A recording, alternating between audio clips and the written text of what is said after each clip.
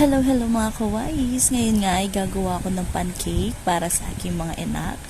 Kung paano ko ito gawin, panoorin nyo ito. Ngayon ay nag-strain ako ng 2 cups of harina. So ayan, strain lang po natin. Di ba katapos po ay mag-add ako ng 3 tablespoon ng milk, 3 tablespoon ng sugar, and 1 tablespoon ng baking powder. So, ayan, ilagay lang po natin mga kawais and we'll combine natin ang ating ingredients. The ingredients natin yan mga kawais. Then, pagkatapos po nyan ay maglagay tayo ng 3 small eggs. So, ayan, ilagay po natin ganyan.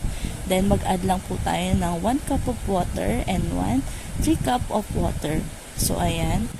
Yan, i-mix lang po natin ng dahan-dahan. So, inalis ko muna ibang water. So, ayan, ikutin muna natin itong ilagay nating water. So, i-well combine muna natin.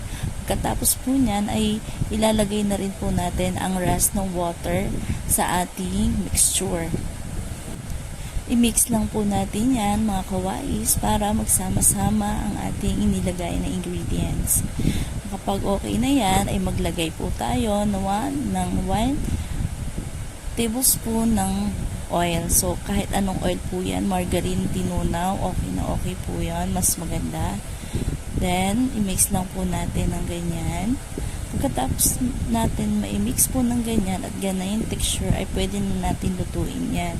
So, nagpainit na ako ng kawali kanina. So, pag mainit na ang kawali natin, mga kawais, ay pwede na natin i-low heat yan.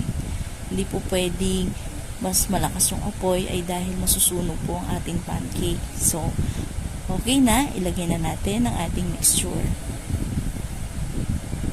So, ganyan lang mga kawais. Then, pagkatapos yan, kapag ganyan na ang kanyang ibabaw, pwede na natin itong baliktarin.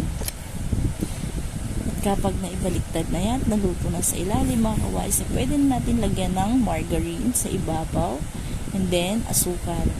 So, ayan mga kawais. Ang ganda po, diba?